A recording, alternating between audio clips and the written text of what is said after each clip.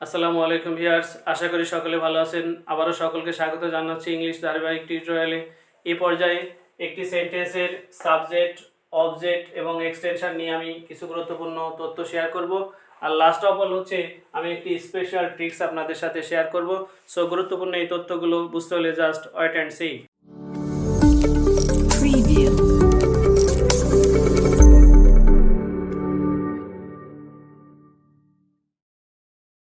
এখন আমরা সর্বপ্রথমে সাবজেক্ট কি সেটা জানবো। সাবজেক্ট হচ্ছে একটি বাক্যের কাজ যে বা যার দ্বারা সম্পূর্ণ হয়। আমরা জানি সাধারণভাবে একটি সেন্টেন্সের সাবজেক্ট হতে পারে ব্যক্তি অথবা বস্তু। সো ফার্স্ট এক্সাম্পল হচ্ছে নাভান রিডস দ্য বুক।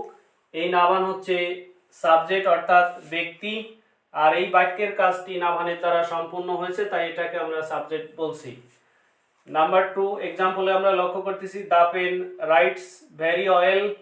এই লেখা কাজটি পেনের দ্বারা সম্পূর্ণ হয়েছে, তাই এটা বস্তু আর এই বাক্যের সাবজেক্ট, সুতরাং দ্য পেন হচ্ছে সাবজেক্ট। নেক্সট হচ্ছে আমরা অবজেক্ট কি করে আইডেন্টিফাই করব।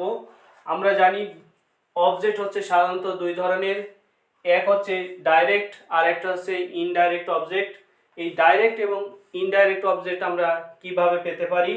সাধারণভাবে যদি আমরা হট দ্বারা প্রশ্ন করি ভার্বকে, তাহলে আমরা যেটা পাই তার নাম হচ্ছে ডাইরেক্ট অবজেক্ট।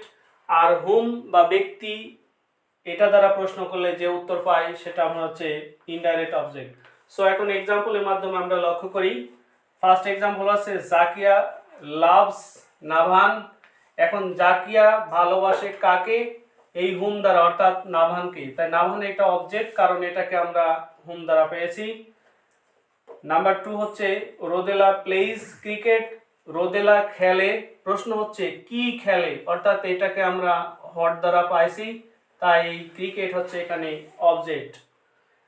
লাস্ট হচ্ছে এক্সটেনশন। এক্সটেনশন হচ্ছে হট এবং হুম দ্বারা বা বাদে সাধারণত যে সকল বিষয়গুলো আমরা পেয়ে থাকি সেগুলো হচ্ছে ভার্বের পর, সেটাকে আমরা এক্সটেনশন বলবো। সো এক নম্বর এক্সাম্পল হচ্ছে the room is very beautiful. রুমটি খুবই সুন্দর, অর্থাৎ কেমন, হাউ দ্বারা আমরা প্রশ্ন করলে উত্তর পাচ্ছি। Number 2 they went to the book fair. তারা গিয়েছিল বই মেলায়। এখানে হচ্ছে কোথায় অর্থাৎ হোয়ার। হট এবং হোম দ্বারা এটা উত্তর করে পাওয়া যায়নি, তাই এগুলোকে আমরা এক্সটেনশন বলছি।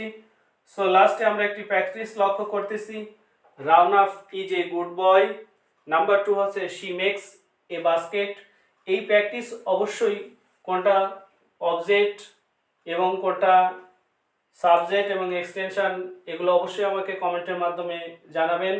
এই পর্যন্ত যতটুকু আলোচনা করলাম, যদি কারো কোনো বুঝতে অসুবিধা হয়ে থাকে অবশ্যই আমাকে কমেন্টের মাধ্যমে জানাবেন।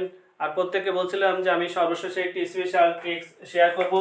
সো আমরা জানি যে সাবজেক্টের পূর্বে সাধারণত অন্য কোনো পার্টস অফ স্পিচ বসে না। একটি উদাহরণ হচ্ছে generally she will come here. এই শি হচ্ছে সাবজেক্ট, আর সাবজেক্টের পূর্বে জেনারেলি এই শব্দটি হচ্ছে অ্যাডভার্ব। সাবজেক্টের পূর্বে সাধারণত অ্যাডভার্ব বসে। আর পরবর্তীতে দেখা হবে নতুন কোনো টিউটোরিয়ালে। তার আগে সকলে আমার এই চ্যানেলটাকে যারা নতুন সাবস্ক্রাইব করবেন, আর অলরেডি যারা সাবস্ক্রাইব করেছেন তাদেরকে থ্যাংক ইউ।